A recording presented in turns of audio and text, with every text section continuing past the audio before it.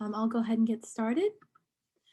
So I just want to start by saying good morning to everyone and thank you for joining us today. This is our second panel in celebration of Earth Day. My name is Callie Wynn and I am the graduate assistant for on-campus events and civic engagement at Hofstra's Center for Civic Engagement. CCE is a diverse group right on Hofstra's campus that works every day to encourage active citizenship in students. Our undergraduate fellows have the opportunity to work on events like the one you're here for today, where we bring in knowledgeable folks to discuss important issues. They also have the opportunity to work directly with the community through our system of community partnerships. If you are a Hofstra undergraduate and are interested in working with us next semester, please feel free to reach out to me directly for more information. I will put my email in the chat as soon as I get done talking now.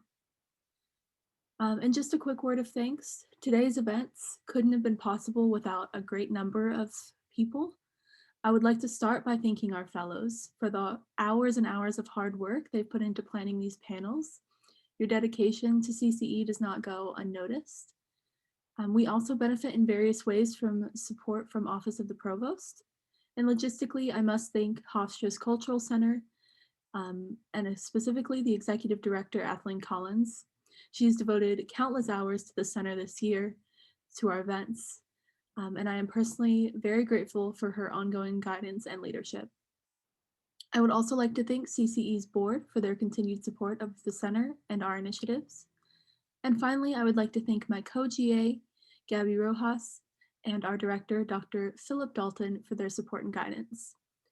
Now I will pass my virtual mic over to Jenna, one of our amazing undergraduate fellows, to tell you a little bit more about this panel. Hi everyone, thank you so much for coming today.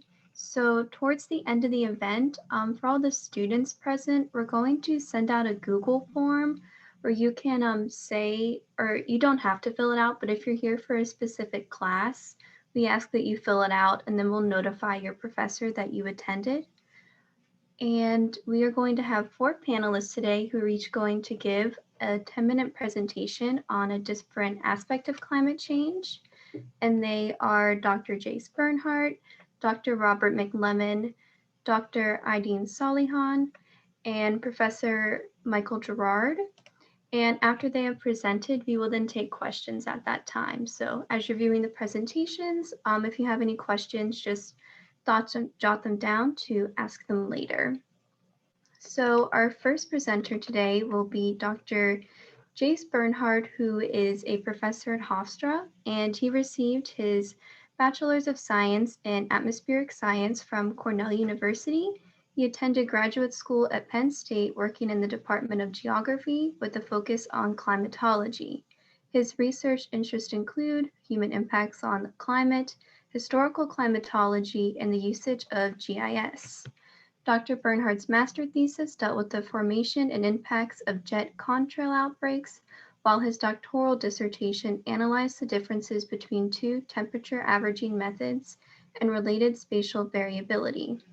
Also, while at Penn State, Jay served as a broadcast meteorologist on the Weather World television program, which is broadcast throughout the state of Pennsylvania, and currently he maintains Project WX and Hofstra, which comprises of 3 weather stations on Hofstra's campus. So he can go ahead and share his screen whenever he's ready. Great, thanks so much, Jenna, and thanks to all of you at CCE and the Cultural Center for inviting me and for organizing this and the series of great events on Earth Day. I'll just be speaking for a few minutes today about some very basic climate concepts and some thoughts on how it might relate to migration. And I really look forward to hearing what the other panelists have to say as well to sort of fill that in. But just to sort of touch the basics here quickly, wanted to just establish some basic facts here. I know probably most of us know this, but just want to be sure of that. So yes, the climate is changing. And we see here, this is data from NASA from one of their evaluations of temperature since the late 19th century. And you see a couple important things on this graph. When you look at that red best fit line, 1, the temperature is increasing, no doubt about that, but 2, it's increasing at an accelerating rate. So not only is temperature going up, it's going up at an increasing rate. And of course, that is what has many scientists and policymakers and citizens concerned. And of course, one of the huge topics that we should be covering and are covering on this Earth Day, and of course, every day. So that's sort of the frightening curve here is clearly seeing this increase. So why is climate changing? Well, we've come to learn that one of the significant impacts is, of course, fossil fuel emissions, greenhouse gas emissions from humans. And we've been measuring one particular greenhouse gas, as we define it, CO2, carbon dioxide, since the late 1950s from the Mauna Loa Observatory in the Hawaiian Islands. And this is a great place to measure CO2 because it's out in the middle of the Pacific Ocean. So it's sort of surrounded by oceans. We have a very good, accurate measure here of global CO2 concentration. And you know, the black best fit line again, showing a similar pattern as to what we see in temperature. CO2 is rising. And not only is it rising, it's rising at an accelerating rate. And we've seen here in just a little over 60 years, we've gone up from about 310 parts per million of CO2 concentration to nearing 420 parts per million of CO2 concentration. So it's gone up by 30 to 35% in just 60 plus years. And yes, CO2 and other greenhouse gases, those concentrations have changed historically, but they really never change at such a quick rate. And of course, humans are the variable that are causing this very rapid increase in greenhouse gases, especially CO2. And one other note, the red line, that's sort of the monthly value, and notice how that is showing us that there is a seasonal cycle in CO2 concentration. That's to do with vegetation dynamics in the Northern Hemisphere. So in addition to direct human sources of CO2, we can also have CO2 go in the atmosphere due to a weakening of sinks or places where the CO2 is stored. For example, vegetation, especially trees, stores the CO2, but when the vegetation dies each fall and winter, that also releases carbon dioxide in the atmosphere. It's a lot of different ways to get it into the atmosphere, both directly and indirectly.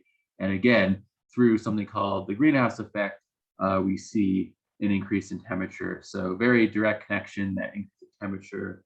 The main driver of it is an increase in greenhouse gases, CO2 prime among them, but there are other greenhouse gases as well, including methane and nitrous oxide and something called CFCs, chlorofluorocarbons. So all these greenhouse gases, what they do, they enhance the greenhouse effect. Just to quickly review that.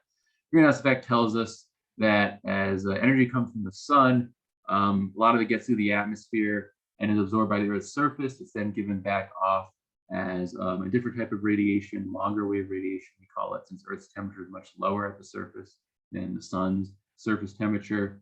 So since it's a different type of radiation, reacts differently with some of the gases in Earth's atmosphere. And it turns out that the so-called greenhouse gases, what they're very effective at is allowing the sunlight to come through as shortwave radiation, but then when it's called re-emitted, given back off as long-wave energy from the Earth's surface, those greenhouse gases are able to trap some of it and keep some of it in the atmosphere. So you end up with a net gain of energy. You have a lot of sunlight coming through the greenhouse gases, and then some of it trapped in the atmosphere before escaping back out to space. So that's a net gain. Hence, we've observed the warming due to the increase in CO2. So this is sort of the fundamental science that helps connect the two graphs. Sort of think about it like a car out on a sunny day. The car will get warmer than the surrounding atmosphere because the energy from the sunlight can go through the windows of the car's windshield. It's absorbed by the surfaces in the car, then given off as long-wave energy, and now the long-wave energy, some of it is captured by the windows and the windshield and is trapped in the car. So the net gain of energy, the car warms up more than the outdoor atmosphere. And of course, the greenhouse works very similarly with the glass, and hence why it's called the greenhouse effect. The globe is not warming equally, though. It's important to know we see that graph and assume everyone's doing the same thing. It's not. This graphic here, also from NASA, showing us the orange and reds areas that have warmed more quickly in terms of the degrees Celsius temperature rise over the past 140 years, and then the yellows not warming as quickly. And you probably notice a trend here, which is referred to as Arctic amplification. Generally, the upper latitudes in the Northern Hemisphere, the Arctic region is warming the quickest, and that is going to have significant impacts on things like our sea and land ice concentrations, and also can disturb our weather patterns when one zone of the Earth is warming up more quickly than the others. In addition to temperature, it's really important to note that precipitation patterns are changing. When we think about a issue such as migration and people wanting or needing to move, or perhaps conflict arising from limited resources and forcing migration. In addition to temperature changing, precipitation patterns changing is a huge piece of that as well. Unfortunately, it's a bit harder to make a direct connection. It's a bit more complicated to change precipitation. The broad idea is that a warmer atmosphere can hold more precipitation. So therefore, we expect a slight global increase. That's what we've observed. However, it's more variable. We noted in the previous figure that just about all the Earth is warming up. Some places are warming up fast, but most places at least warming up a little bit. For precipitation, it's more variable. Some places are getting wetter, some are getting drier though. We're seeing changes in the dynamics and frequency of precipitation events. And therefore, even though we're getting slightly wetter overall, some places are seeing a drying pattern. Therefore, drought can be more frequent in some locations on Earth. And of course, that can be a huge stressor on society and result in things like migration. And here's a quick graphic showing some projected changes in precipitation from a climate model. The blue area showing where it's projected to have an increase, the orange a decrease. And again, notice how overall there's the increase, especially in the higher latitudes because they're warming the quickest. Warmer atmosphere holds more moisture. But also there's large swaths where we expect precipitation to decrease, places like Northern Africa, the Mediterranean area, parts of Western Australia, Southern Africa, parts of South America, even a bit of the Southwest US expected to see, and has already been seeing a drying trend. So this makes it a really complicated picture. Places that are maybe just barely getting enough precipitation to support agriculture, if they have even just a little bit of drying, more long-term, that can totally change the dynamics of who and what can live there, what can be grown there. Conversely, some places that get more precipitation, that could also be detrimental, for example, sort of changing which types of plants and animals thrive in that location, and also cause the need for adaptation and perhaps people leaving. What are the impacts does warming have? We also are seeing sea level rise due to the melting of land-based ice sheets. So glaciers that are in places like Greenland and way up in northern Canada, parts of Antarctica, also glaciers on mountains. Those are generally melting, generally losing ice mass. And if it's on the land, the ice and it melts, eventually that excess water gets into the global oceans and increases the level, hence sea level rise. Also, sea levels are increasing a little bit due to thermal expansion. The ocean gets warmer, it expands a bit. So that means that we're seeing things like more flooding in low-lying coastal areas where a lot of the global population happens to live. So also a cause of people needing to adapt and perhaps migrate. So both sort of day to day during a normal high tide, we see more flooding. And of course, then when an extreme storm comes, like a tropical cyclone, of course, with extra sea level to work with, you have more flooding, more damage and more destruction, and therefore more stress on local infrastructure and communities. And it's a quick graphic showing sea level rise. Most places seeing an increase in sea level. Might not sound like a lot, the order of centimeters, but this is just in the last 25 years or so, this graphic, since we've been able to measure sea level well with satellites. So clearly this is a large issue as well. So just to sum things up, there's a lot of different issues going on here that could lead to changing migration patterns and necessity of getting up and leaving. Some regions would become too warm in an overall globally warming scenario. There's more volatile precipitation patterns, so that can lead to issues in a lot of different ways. There's also the issues with low-lying coastal areas having more flooding due to rising sea levels. And of course, as climate changes overall, we see shifting ecosystems to agricultural zones, things changing maybe more quickly than plants and animals can adapt. So that's also going to have a large influence on what humans can do. Thank you. That's all I have, and I look forward to hearing some questions later on. All right, thank you so much for the introduction to the subject. So our next speaker is going to be Dr. Robert McLemmon, who is a professor of environmental studies at Wilfrid Laurier University in Waterloo, Canada. His research focuses on how climate change affects migration and community well-being. He is also a coordinating lead author for the Intergovernmental Panel on Climate Change Sixth Assessment Report on Vulnerability and Adaptation, and is responsible for the assessment of climate change impacts on human health, well-being, migration, and conflict. And he can get started whenever he's ready. Great, I think I'm ready to go, and I think you can see my screen. Thanks very much, everybody at Hofstra for having me join you virtually. Shame I can't come down and visit you in person, but anyhow, and thanks to Professor Bernhardt for getting us started on some of the physical risks that climate change presents to us in coming decades. So I will very quickly sort of transition the conversation to how does migration fit in terms of a response to the changes in the environment that Professor Bernhardt just described. And so this is, the first thing I want to say is this is not a hypothetical 20, 50 years in the future kind of thing.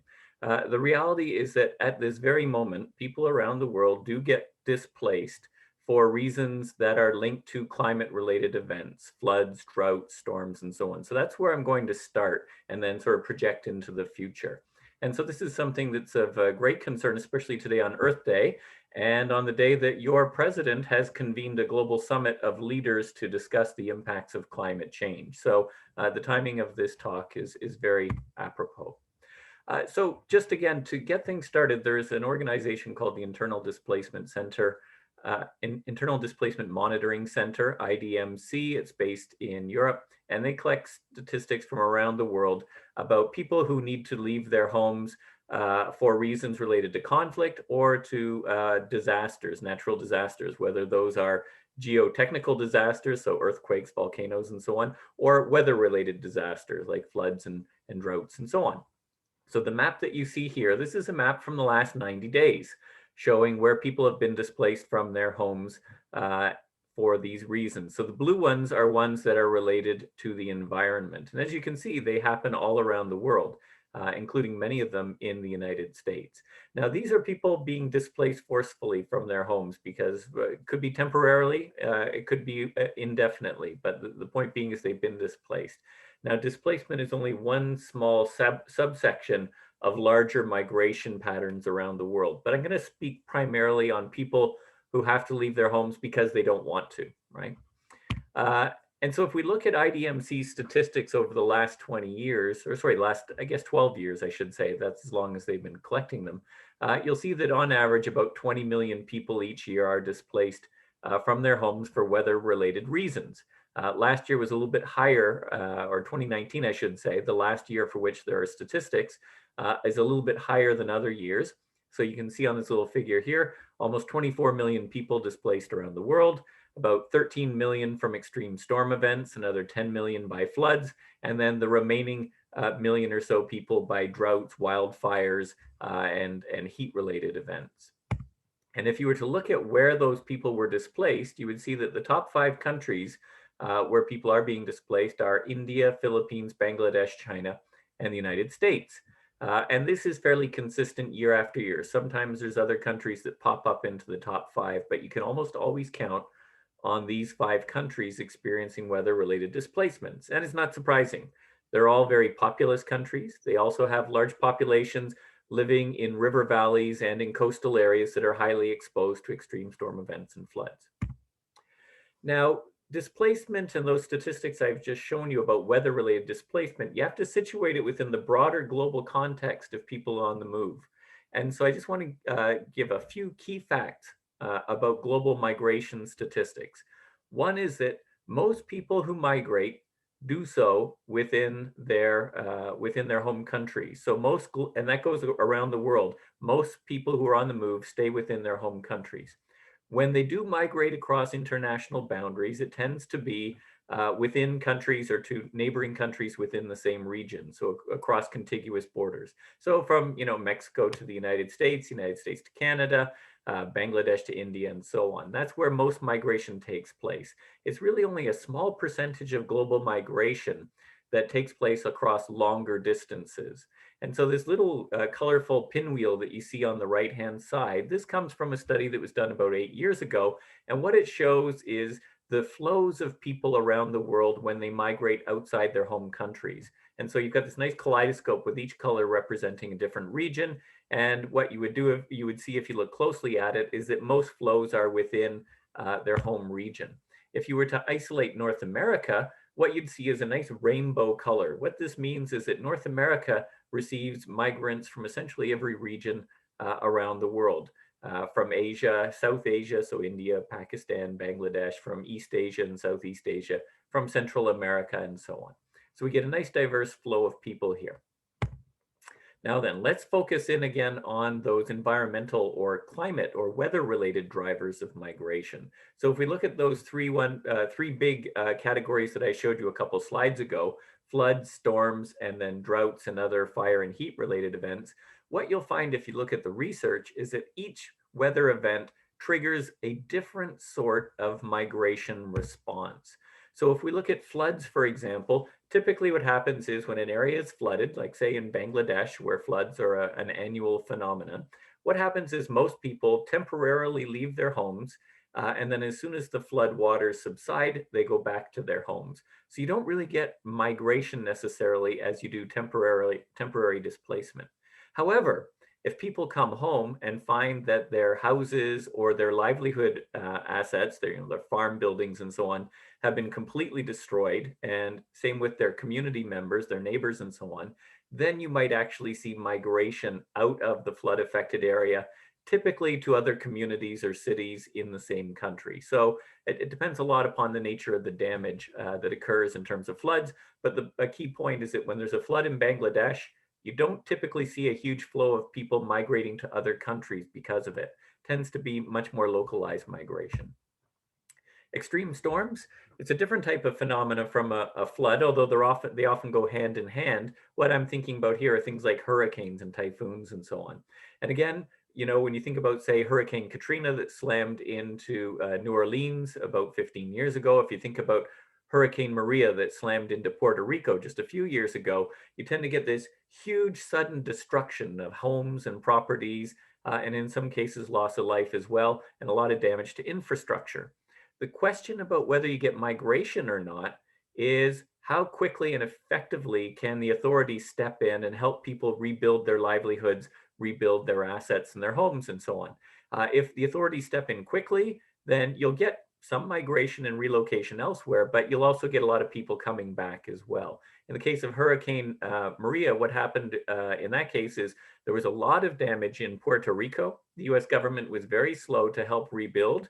And so what happened is you had a lot of Puerto Ricans migrating to Miami, to New York City, to other places in the US, essentially to go and earn money that they can remit home and try to rebuild their homes and so on.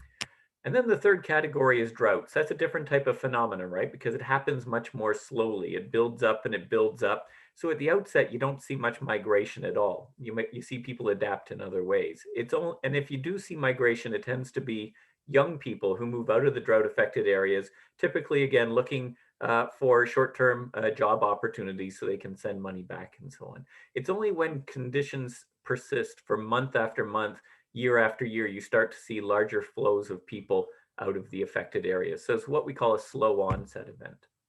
And then as Dr. Bernhardt mentioned, layered on top of this, we've got this emergent risk of sea level rise. And so those first three events, droughts and floods and storms, they are going to incrementally increase as in their frequency and their severity as we start to warm the climate. And if we go too far, then they could change from incremental changes to much larger scale changes.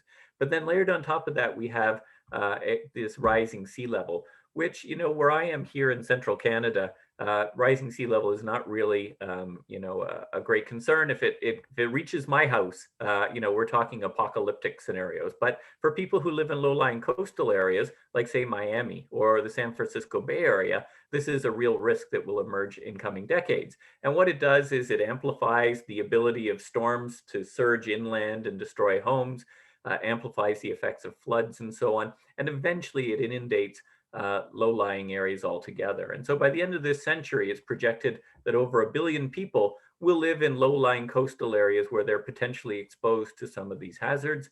And again, the sea level rise is projected to be somewhere between 40 and 80 centimeters by the end of this century. So if you're, a good recommendation is don't buy beachfront property in Miami Beach if you're looking at it as a long-term savings asset. Okay, so what will the future hold? So it depends. Quite frankly, there's a lot of uncertainty about the future. We have uncertainty about the climate because we don't know how much more we're going to force the climate to warm up in terms of greenhouse gas emissions. Will President Biden be successful today in getting world leaders to aggressively reduce their greenhouse gas emissions? If he's successful, then a lot of the worst impacts of climate change won't be experienced in terms of causing people to have to leave their homes. Conversely, if we go on a business as usual scenario and do nothing except burn fossil fuels as fast as we can, there will be large numbers of people displaced from their homes in coming decades. In a worst case scenario, the World Bank has estimated, for example, that in Central America, South Asia, Sub-Saharan Africa, we could see as many as 140 million people being displaced from their homes by the year 2050, which is not all that far into the future. Most of you on this call will be around in 2050. But like I said, there's these three uncertainties. That's a worst case scenario. Are we going to control our greenhouse gas emissions? Are we going to help low-income countries develop economically in a sustainable fashion? Because if they can, then they can provide resources and assistance to their populations to avoid these large-scale displacements. Then another future uncertainty is, what will future migration policies look like? So I'll just quickly sort of move through those to wrap up my presentation. There was a study that came out just last month that said for every 1 degree Celsius warming, the risk of displacement due to floods worldwide goes up by 50%. If we go on a business as usual, burn all the fossil fuels we can kind of scenario, temperatures could be as much as 2.5 degrees Celsius warmer by the end of this century. We don't have to go there, we can avoid it. But if we go there, then we simply keep adding to the number of people at risk of being displaced by floods. But this key factor, I think, that we really need to focus on in the short term as well is helping to build capacity in low-income countries where people are especially vulnerable to the impacts of climate change. Because when we do so, we reduce the risk that people are going to be involuntarily displaced from their homes because of these climate events. If you think back in American history to the 1930s, you had these very large-scale droughts in Western North America that coincided with the Great Depression. And hundreds of thousands of people migrated out of the Great Plains states, out of Oklahoma and Texas and so on, and many of them moved to California. That doesn't happen anymore. Not because we don't have droughts. In fact, we've had much more severe droughts since the 1930s. But the difference is we have different social and economic systems in the Great Plains now. There are a few people living as subsistence farmers. And when there is a big drought, we have other mechanisms to prevent people from losing their livelihoods and their homes. So what we want to see is that kind of economic capacity being built in low-income countries. And then the final question is, what will migration policy be? This is very contentious, and many countries around the world have been working very carefully to fortify their borders and to prevent people from moving across them. In a climate disrupted world, what that does is it starts to trap people in low-income countries and regions. And it works sort of counterproductively, because in many cases, what we have seen in examples where there is legalized migration, where people can migrate freely and legally and be able to remit money back home, and where it's all sort of out in the open, there are win-win situations for the receiving country, for the sending country, and for the migrants themselves. But when we put up walls and we force people to migrate clandestinely, we create hardship for ourselves, for the people in the sending countries, and for the migrants themselves. We don't stop migration, we just force it into undesirable pathways. So anyhow, that's where I wanted to hopefully tee up the next two speakers. And thanks very much for having me, Hofstra. All right, thank you so much. That was an excellent presentation on climate adaptation. So our next presenter is Dr. Eiden Salihan, and he is a professor of political science at the University of North Texas and the executive director of the Peace Science Society. Additionally, he is a senior fellow at the Niskanen Center, a Washington, D.C. based think tank. His research interests include political violence, international migration, and the social consequences of climatic change.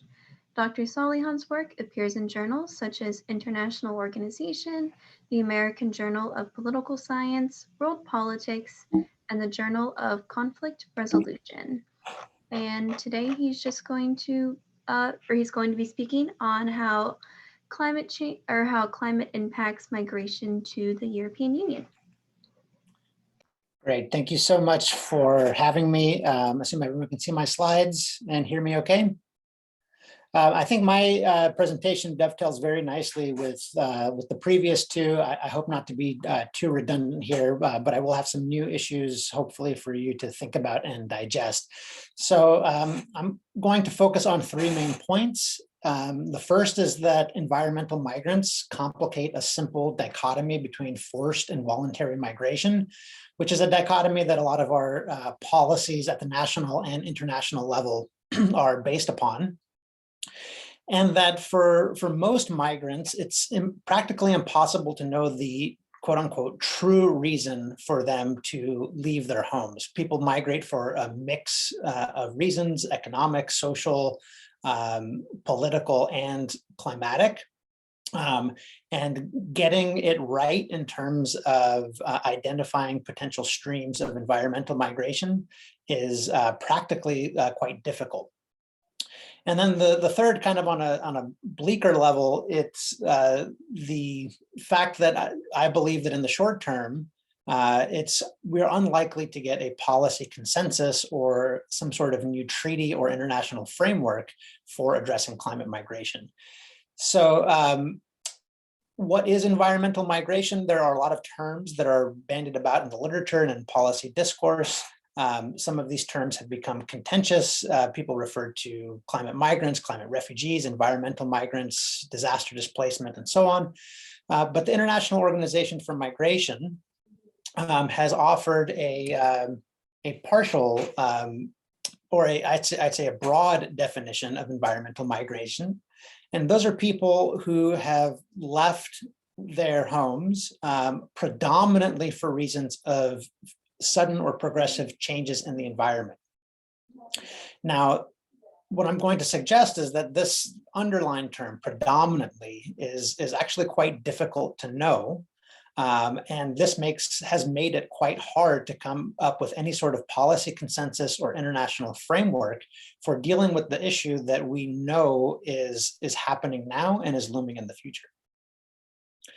So as was mentioned before in the previous comments, we know that the environment does prompt people to leave. We don't have to look very far and wide for examples of environmental changes or environmental impacts pushing people out of their homes. The Dust Bowl migration was previously mentioned. Hurricane Katrina as well. Hurricane Katrina displaced several tens of thousands of people, some of which returned to New Orleans, but many of which remained in neighboring states and farther afield as well. The European Parliamentary Research Service estimates that 24.2 million people as of 2016 were displaced by weather-related disasters or natural disasters in general. Many of these were in East Asia and the Pacific. And this graphic is focusing on internal displacement because, as was mentioned in the previous talk, internal displacement is far more common than people migrating across international borders. And as was mentioned before, this is a great report. If anyone has not seen it already, I recommend it. It's by the World Bank. But the World Bank estimates that by 2050, 143 million people will be displaced, mostly internally, by climate-related events. That includes 86 million in sub-Saharan Africa, 40 million in Southeast Asia, and 17 million in Latin America. Now, as we've already discussed, climate change is a multifaceted phenomenon that has a variety of local impacts. So in general, the atmosphere is warming, but what that means for the local people that are experiencing the impact of climate change can vary considerably. In some regions, we might have extreme rapid onset natural disasters like cyclones, and wildfires that directly lead to displacement. And it's very clear to identify the climatic event that led to the displacement. But other types of disasters, or slower onset disasters, can have knock-on effects through the economy. So things like drought, biodiversity loss, expansion of disease vectors that affect humans as well as livestock, can lead to a decline in people's livelihoods, which in turn leads them to migrate either internally or internationally. Now, sea level rise can have a very direct impact on people's propensity to leave, but changes in the ocean, such as ocean acidification, can also impact people whose livelihoods depend on fishing and coastal resources. Now, for these types of disasters, these slower onset disasters, the impact on migration is primarily through economic loss, decline of resources, and the desire to gain income elsewhere. But there could also be a countervailing effect, and some anthropological work and some statistical work in economics has suggested that for the poorest of the poor, this decline in livelihood might actually make people less likely to migrate because they lack the financial opportunities to do so. Migrating across international borders in particular takes some financial capital as well as social capital, and knowledge and know-how, right? It's costly to book travel, to potentially hire smugglers if you're entering clandestinely. And for a share of the population, they might actually indeed become trapped in their locality without the opportunity to leave.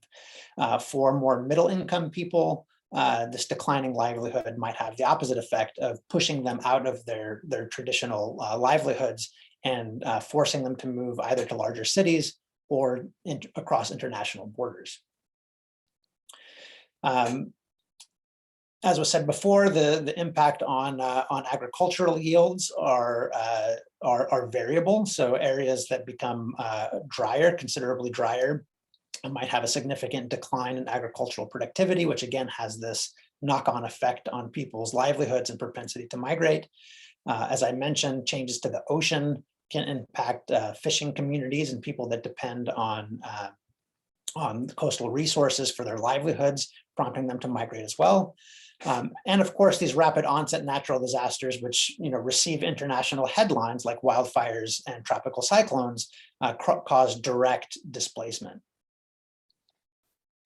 Now, the challenge here for the international community and for policymakers in receiving countries is to develop adequate frameworks, legal frameworks, and policy mechanisms for handling the challenge of environmental migration.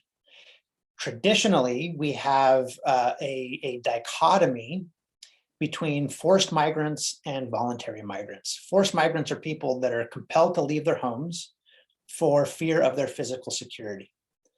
Now, most international law or international organizations that deal with forced migrants have typically focused on people that are displaced due to persecution or war. So the United Nations High Commissioner for Refugees deals with refugees and asylum seekers, people that have been forced to leave because of political disasters. We don't have very good frameworks for dealing with people that are forced out of their homes due to destruction caused by environmental disasters. On the other side, we have some treaties and policies, but a whole host of national level laws to deal with voluntary migrants. And those are people that choose to come for economic reasons or social opportunities, such as family reunification, educational opportunities, and so on. Now, these have tended to favor people at the more skilled levels. So we welcome H-1B high-tech workers. It's much harder to get in the United States and in Europe and elsewhere if you lack those necessary skills. And we simply don't have a framework for addressing the needs of people who have been displaced from their homes because their livelihoods have been impacted by the climate.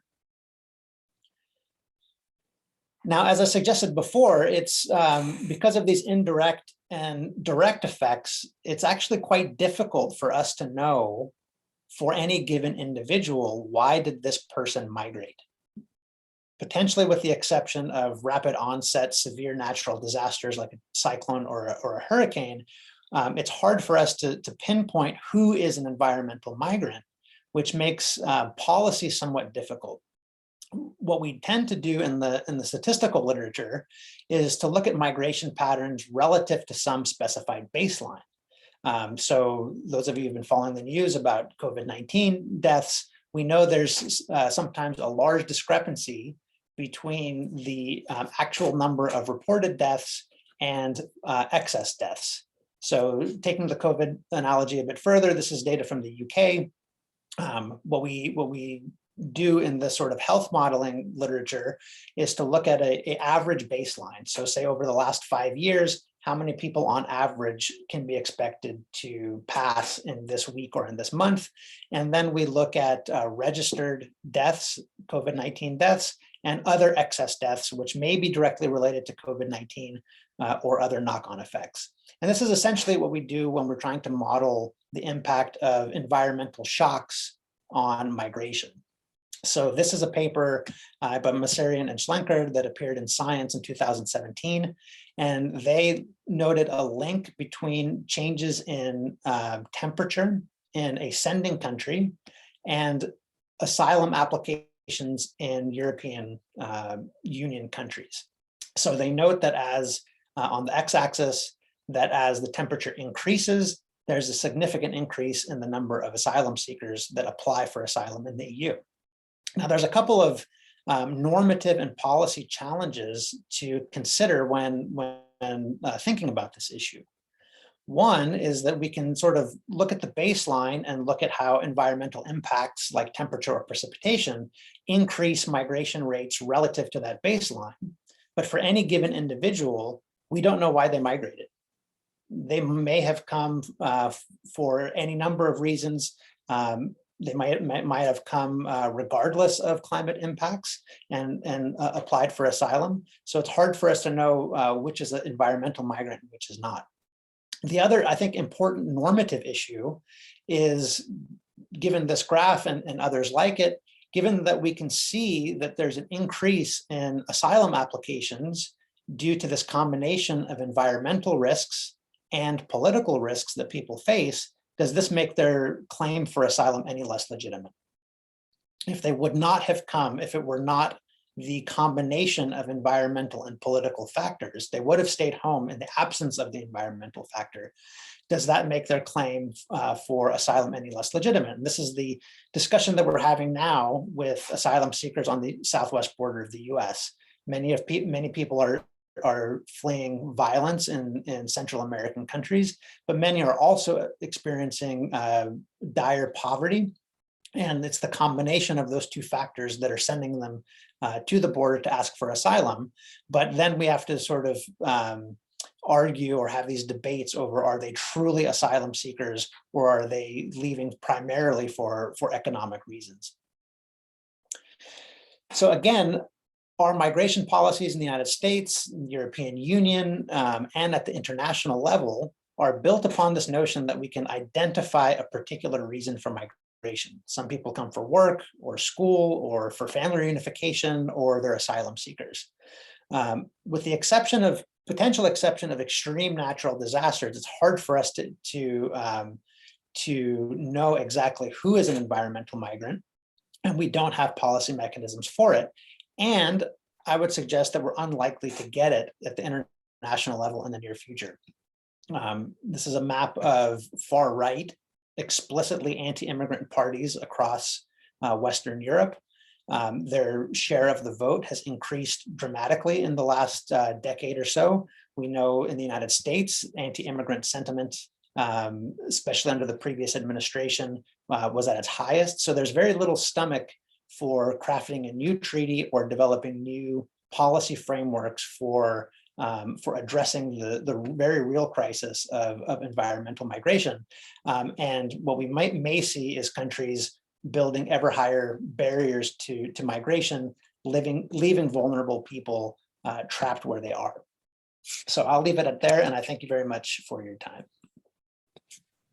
All right, thank you so much. That was a really interesting element of climate migration. So our final presenter is Professor Michael Gerard, and he is an Andrew Sabin Professor of Professional Practice at Columbia Law School and founder and faculty director of the Sabin Center for Climate Change Law. He is a member and former chair of the faculty of the Columbia Earth Institute and of the American Bar Association section of Environment, Energy, and Resources. From 1979 through 2008, he practiced environmental law full-time in New York, most recently as a partner in charge of the New York office of Arnold and Porter, handling litigation, transactions, and regulatory compliance. He is author or editor of 13 books on environmental law, and today he's going to be presenting on trafficking and climate migration. Thank you very much. I'm glad to be able to be with you virtually. Let me try to share my screen here. Can you see that? Yes, you can see it. Okay, thanks. So as said, I'm going to talk about the relationship between climate change, migration, and human trafficking, and then I'm going to talk about some of the legal aspects of that. So as the other speakers have eloquently indicated, there is migration happening induced by climate change and other extreme events all over the world. Some of it is due to sea level rise. Some of it is due to extreme storms. Some of it is due to desertification. Some of it is done to ice lost. There are lots of other reasons why it's happening, but it is happening at a very large scale. And as the World Bank report that you've seen shows, it is likely to happen at a much, much larger scale in the decades to come. There is a linkage between climate change, migration, and human trafficking.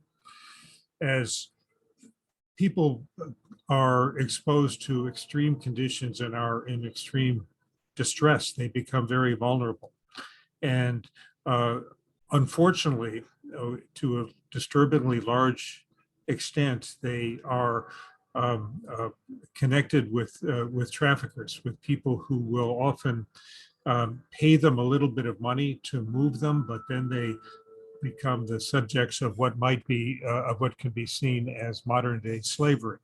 Women are disproportionately exposed to that and are often subject to sexual exploitation. Men are often subjected to forced labor, as are many women. So it's happening to a large extent. And the more we have involuntary migration, this is not at all the kind of labor migration that was discussed, but the forced migration, we also see an increase in trafficking. Some of it is because of the phenomenon that was just discussed, that some people are too poor to move. And when that happens, we see the terrible phenomenon that has emerged in Bangladesh, that some families will sell a daughter in order to get the money to move. And this has been documented. It is not a rare event. There have been quite a few documented incidences of a nexus between natural disasters and trafficking. Sometimes we had different kinds of trafficking and different results, but in all of these countries, we had natural disasters, some of them of the sort that are worsened by climate change, some of them not. One of the areas of the world that is most vulnerable to climate change impacts is the Marshall Islands, which are an atoll nation in the middle of the Pacific Ocean, about halfway between Hawaii and Australia. I've done a lot of work in the Marshall Islands because of their vulnerability to sea level rise, but we also have the unusual phenomenon that there's an agreement between the United States and the Marshall Islands going back to 1986, under which people from the Marshall Islands may freely come into the US without a visa and may work there permanently, work in the US permanently. The reason for that agreement is in very, very partial recompense for the fact that during the Cold War era, the United States used the Marshall Islands for outdoor nuclear weapons testing. The US detonated 67 nuclear weapons over the Marshall Islands. And then when the Marshall Islands became an independent state, as very, very partial compensation, they said, okay, people from there can come to the US. About 20 years ago, a fellow from the Marshall Islands sort of randomly got a job at the Tyson's chicken plant in Springdale, Arkansas. And it went well, and a cousin came over, and one thing led to another. And we now have upwards of 15,000 or so people from the Marshall Islands living in and around Springdale in northwestern Arkansas. However, and they don't have a path to citizenship, but they work there legally, and the children who are born in the US automatically become citizens. However, people need to be able to buy an airplane ticket to get from the Marshall Islands to Arkansas. And a lot of families don't have the money for the airplane ticket. So we have a different kind of trafficking that occurs. And an unscrupulous ring arose that basically would find poor pregnant women in the Marshall Islands and essentially pay for their families' airline tickets in exchange for the baby. This fellow, who was an elected official in Arizona, turned out to be at the center of that, and he was arrested. And here's the same fellow 10 years later. I'm sorry, a year later, after he was convicted of human trafficking and sentenced to 6 years in federal prison. One of the people in the world who is most concerned about human trafficking is Pope Francis. And in 2016, Pope Francis convened a conference in Vatican City of judges and prosecutors to talk about human trafficking. And Pope Francis, had also issued the Laudato Si, the encyclical on care for our common home, the environment. I was invited to participate in that conference and talk about the nexus between climate change and human trafficking. But a major message coming out of that conference is that too much of the prosecutorial effort goes against the victims of trafficking, the people who become sex workers involuntarily or cross borders involuntarily, and that the prosecutorial effort should not be directed against the victims. It should be directed against the perpetrators, such as that horrible man who was engaged in baby selling from the Marshall Islands. So there is an international agreement, the United Nations Protocol to Prevent, Suppress, and Punish Trafficking in Persons, especially women and children, adopted by the United Nations General Assembly in 2000, that sets forth international guidelines on trying to protect people against trafficking and trying to prosecute the traffickers. In 2000, shortly after this UN protocol, the Palermo Protocol was adopted, the United States Congress adopted the U.S. Trafficking Victims Protection Act, and it was strengthened in 2008. This is not to say that there is nearly enough investigation and prosecution of these horrible acts. Let me now talk about some of the legal issues associated with climate migration. And this has already been alluded to, but there is a legal definition of refugee set from the United Nations Refugee Convention of 1951 as someone who is unable or unwilling to return to their country of origin owing to a well-founded fear of being persecuted by reasons of race, religion, nationality, membership of a particular social group, or political opinion. The United States in 1980 adopted a statute, the Us Refugee Act, which adopted the same definition. And so the Refugee Act provides for certain rights for people who fit within this definition. Now we know that this statute, the US Refugee Act of 1980, is not always followed by any means. We certainly saw in the last administration that it was flagrantly violated, especially at the southern border, and there were numerous court decisions finding that. But one thing that is pretty clear from the language is that it does not apply to people who are displaced by climate change. There has been an attempt to establish that it would apply to people displaced by climate change. And this was attempted in the courts of New Zealand by a fellow from Kiribati, which is one of the other endangered island nations of the Pacific. And he had gone to New Zealand with his family. New Zealand wanted to deport him back home.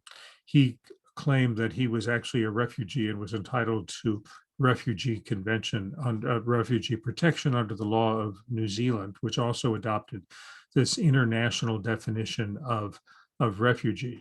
But it went up to the New Zealand Supreme Court, and that court said, no, this fellow is not a refugee within the meaning of the law. He then took sort of an appeal to the United Nations international body, which with some regret agreed with the Supreme Court of New Zealand. He said the court, this UN body, this UN human rights body, said he is not a refugee. However, it also said that Kiribati is not yet underwater. It is endangered, but it is not yet underwater. But if things get a lot worse, and if it really is unsafe to return there, then maybe that should be rethought, and maybe a legal doctrine called non-refoulement should be applied, and he shouldn't be sent home. But things aren't yet bad enough. They're going to get there, but they're not yet bad enough to Kiribati to send him home. So, as was correctly said, there is no binding international law on dealing with climate migration. Climate migration has been addressed at the UN climate conferences, initially at the Conference of the Parties to the UN Climate Convention in 2010 in Cancun, Mexico, which acknowledged the problem of human displacement. Then at the conference in Warsaw in 2013, there was established something called the Warsaw International Mechanism for Loss and Damage, which was primarily designed to see if there was a way to provide a compensation of some kind to the countries that have been hurt by climate change. That still hasn't been adopted. No such mechanism has been adopted. But in Paris in 2015, the Warsaw mechanism was requested to develop recommendations for integrated approaches to avert, minimize, and address displacement related to the adverse impacts of climate change. As some of you know, today and tomorrow, President Biden has convened a conference of world leaders to talk about follow-up from the Paris climate agreement. The U.S. put on the table this morning a much more ambitious pledge to reduce greenhouse gas emissions, but so far as I know, migration is not one of the subjects of this conference. My final slide is there are a number of international agreements on migration, but they are all non-binding. They all set forth various principles, but they are not enforceable. So in 1998, the UN Commission on Human Rights adopted these guiding principles on internal displacement. In Africa, the African Union developed the Convention for the Protection and Assistance of Internally Displaced Persons. There have been a couple of non-governmental efforts, the Peninsula Principles on Climate Displacement within states, and the Nansen Initiative on cross-border migration. So these are agreements that NGOs and some governments have signed on to, but not in any kind of binding way. And then in 2018, the United Nations General Assembly endorsed the Global Compact for Safe, Orderly, and Regular Migration and the Global Compact for Refugees. But again, these are merely advisory. They set forth sort of the views of the international community on how to decently treat people who are subjected to these. But very importantly, there is no binding agreement that compels any countries to take in people who are displaced by climate change. There are a few voluntary agreements, such as the one that I mentioned for the Marshall Islands. Palau and Micronesia have the same kind of agreement. There are some agreements within Latin America, but for the most part, and in those parts of the world where we are likely to have the largest amount of climate-induced migration, such as South Asia, we don't have anything of that sort at all. Instead, we have a lot of unauthorized migration, and was indicated we're likely to see a great deal of suffering and conflict as a result of that. So on that happy note, I'll turn it back to the moderator for the question period. All right, thank you so much for a presentation on the policy side of things. I'm going to turn it over to CCE Fellow Olivia now, who will be leading the question and answer section. Hi, everyone. I just wanted to give a huge thank you to the panelists again. That was a really great series of presentations with a lot of important information. We already had one question from Caroline to Dr. McLemmon, who already answered that in the chat. If you wanted to speak on it a little bit just to the general audience, you're welcome to do so.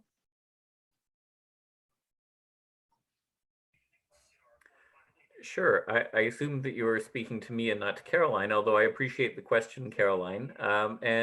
Caroline, for those of you who haven't seen the chat, was asking about environmental racism and the fact that certain groups of people, well, I'll read it out to you just in case. Do I think environmental racism would play into how climate change affects certain populations of people, not just in the US, but in other countries as well?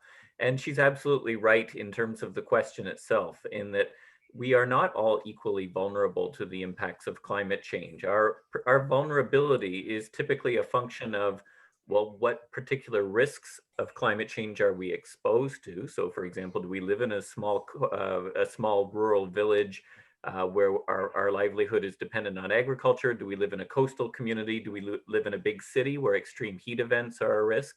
So then, of course, our sensitivity as well to those risks. So if I'm an older person who's not biologically able to regulate my heat my own body temperature so well, I have a different threshold of risk when I'm thinking about heat risks. And if you look at some of the people who have died in heat waves in Chicago and other large cities in recent decades, you'll find that they are often socially and economically marginalized people. They are living in poor quality homes without air conditioning.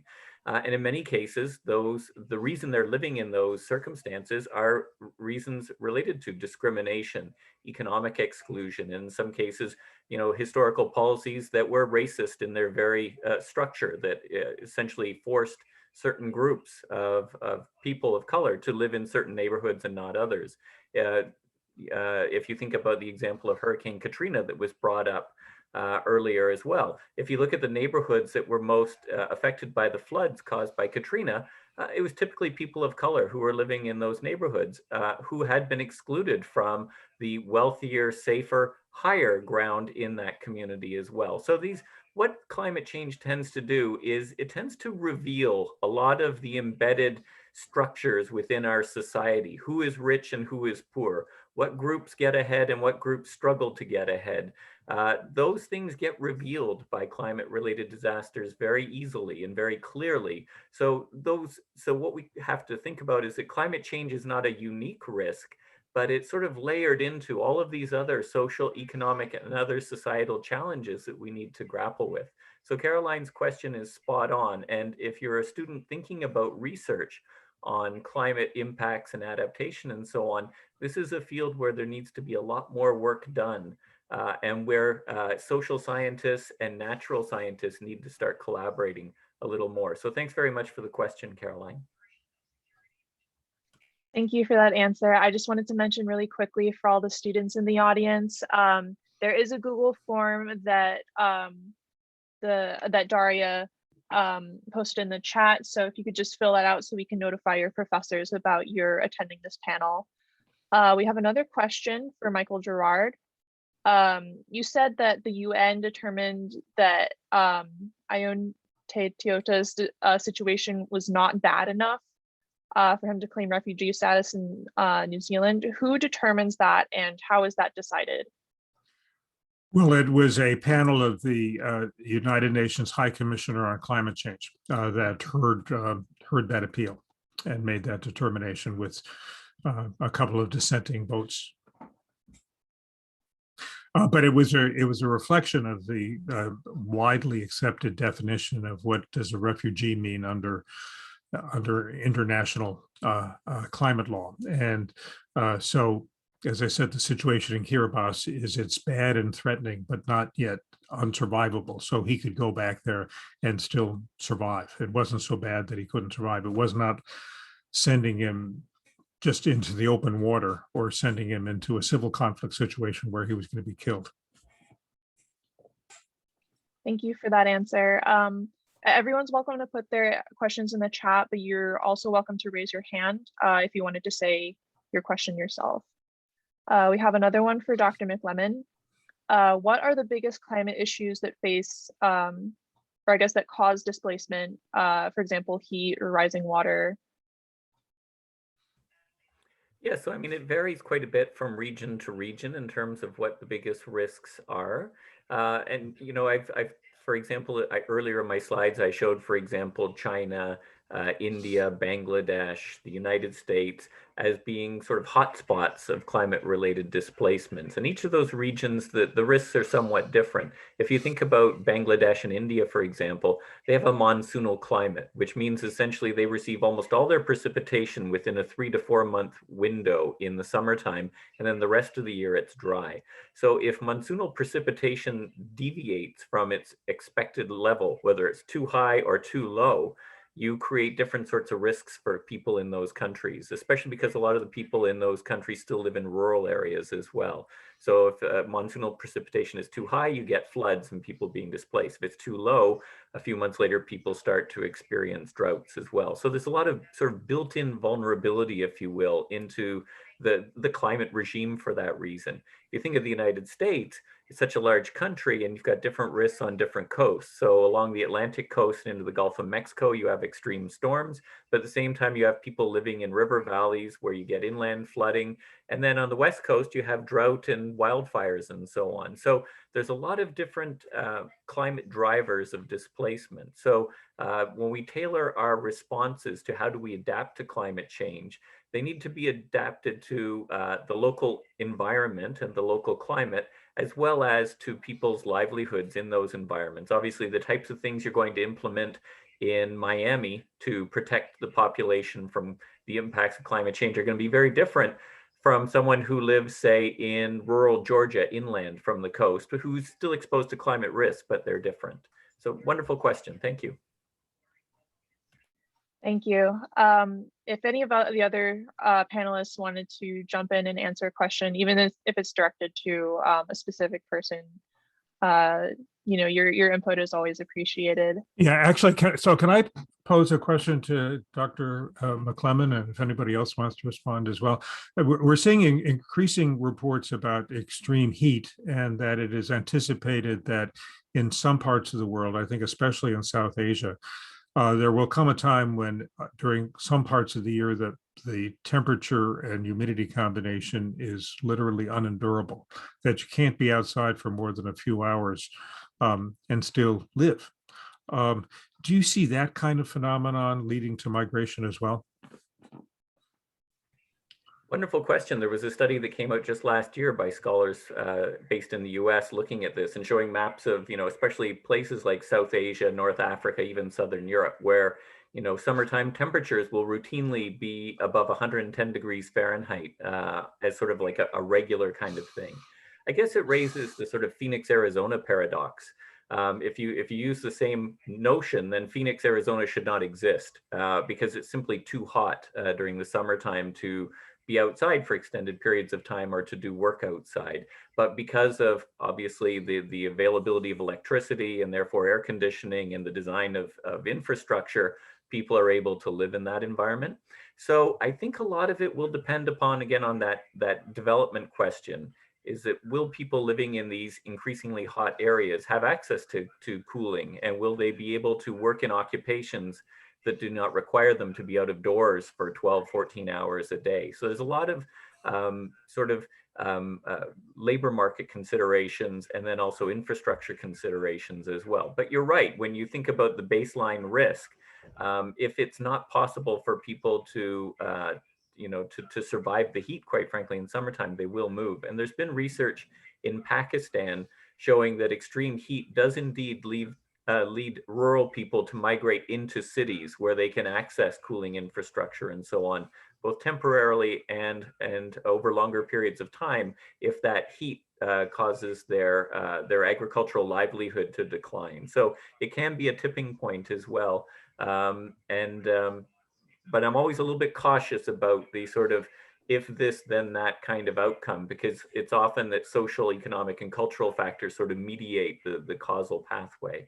I don't know, I'll throw the question back to you based on your experience and some of the things you presented, Professor Gerard. Do you think that this will be something that, policymakers will be thinking about? Well, I think they'll think about that, which is much different from saying that they will actually act on it.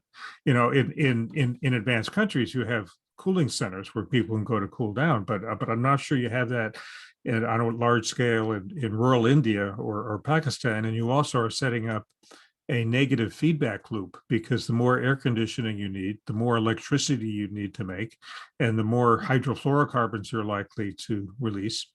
So you have hot conditions that are made worse by having to cope with hot conditions. And I don't think that is an issue that has been tackled at nearly the necessary scale. It's also important to note that this warming in urban areas is coming from two different sources at two different scales. There's, of course, the broader global warming from greenhouse gases, but also the enhanced urban heat island effect due to sort of the way we physically build cities. So even if we were to be able to tackle the greenhouse gas problem, we also need to be looking at how we sort of limit the urbanization or build cities more smartly. So, right, and also as mentioned, that's a negative feedback loop. If more people go to cities and we expose more people to this warming from this more regional scale warming from the urban heat island effects. So yeah, many different ways that we're seeing this impact in urban areas where, of course, many people live.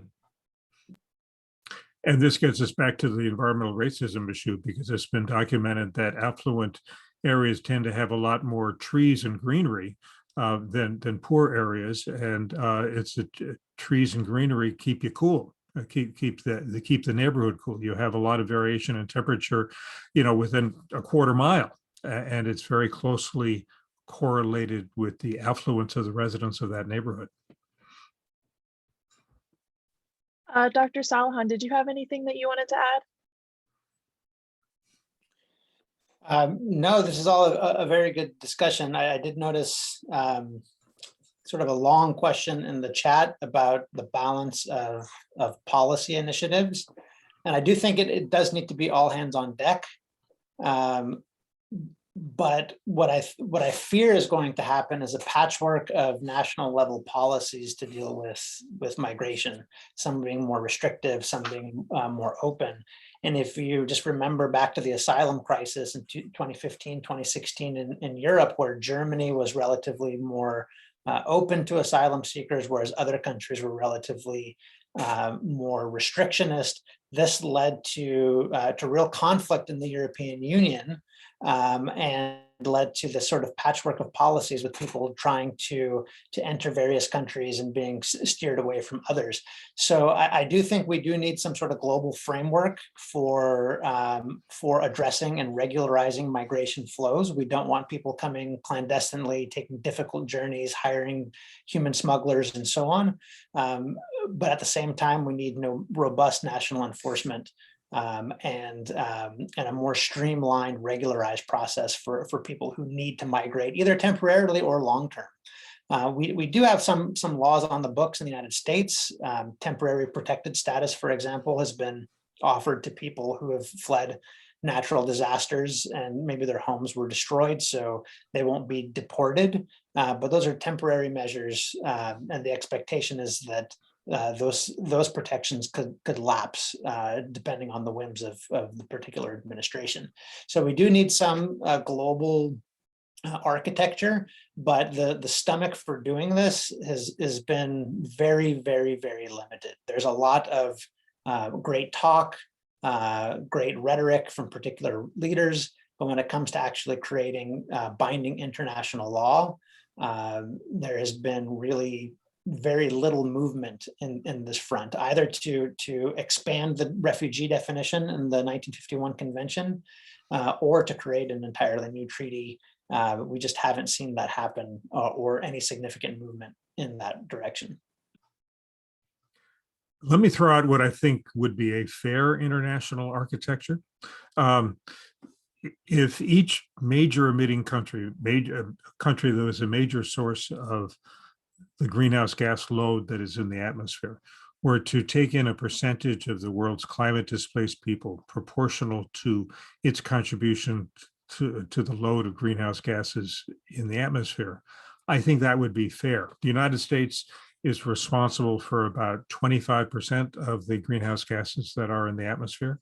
We only now emit about 15% of the current emissions, but the greenhouse gases stay there for more than a century. So the cumulative load, about 25%. But so if the number of climate displaced people is to, let's get a round number, 100 million people. So the math is easy, but of course the politics of that are completely inconceivable. And has been mentioned, the attempted influx of people fleeing the Syrian civil war and Eritrea and so forth destabilized parts of Europe. And that's an order of magnitude lower in number than the number of people who may be displaced by climate change in the second half of this century. I wish I could say that there is a political solution at hand, but it is not at all apparent.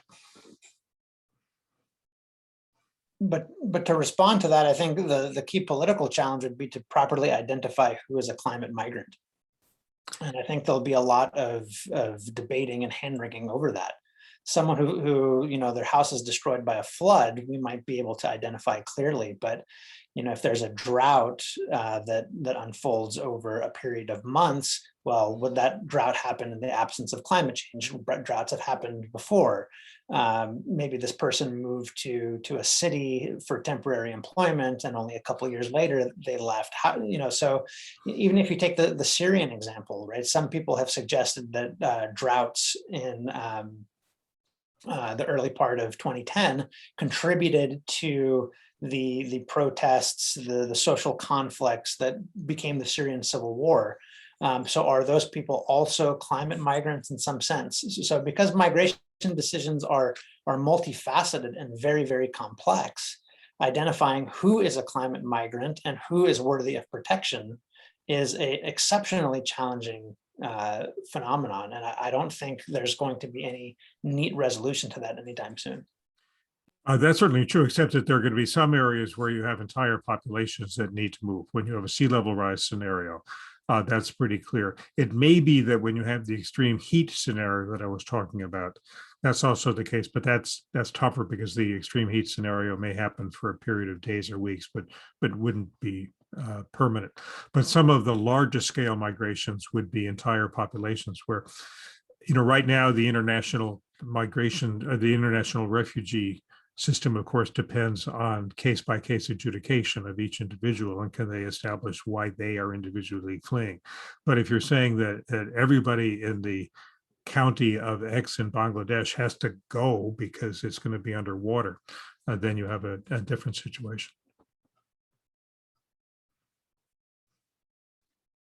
Thank you so much for all of your input. I wanted to put out another question, just general, so any panelist can respond to this.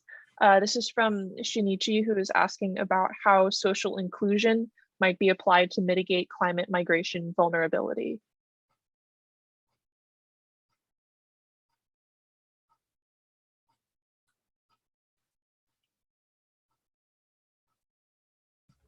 Well, maybe I can start and maybe some of the other panelists will jump in, or maybe even some of the other people on this call who've obviously given some thought about this. Let me start with the opposite, which is it's hard to imagine us being able to adapt to climate change without greater social inclusion, quite frankly. Because again, as I mentioned earlier, climate change is just one of many societal challenges that we face on both large and small scales right now. And in many cases, the prescription for building adaptive capacity for climate change is often the same prescription we have for building sustainable development, for protecting biodiversity, for promoting social justice within our communities, for protecting the rights of marginalized people, whether it's based on the basis of social marginalization and exclusion, or gender, or age, or the reality is that this is one of those challenges where we all need to be pulling together. There is no magic way that one part of society can push some buttons and we all suddenly are able to adapt.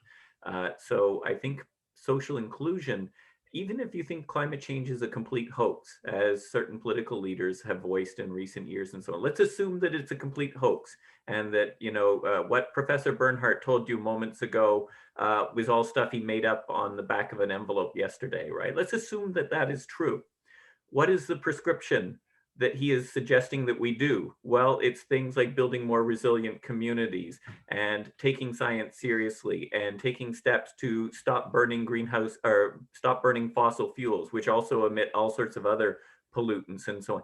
The prescription is still a good prescription, even if climate change is a hoax. Well, obviously climate change is not a hoax, right? So there are multiple reasons why we should go down that pathway, including social inclusion. So I'll hand it over to someone else on the panel or someone else in the audience to pick up on that theme. Unfortunately, we're just about out of time. We have one more minute before we're supposed to close out. But thank you for that response, and thank you so much to all of the panelists, as well as everyone in the audience who came today. I hope this was an enlightening and useful experience for you, and I hope that everyone has a really great rest of your Earth Day. Thank you. You Thank too. you.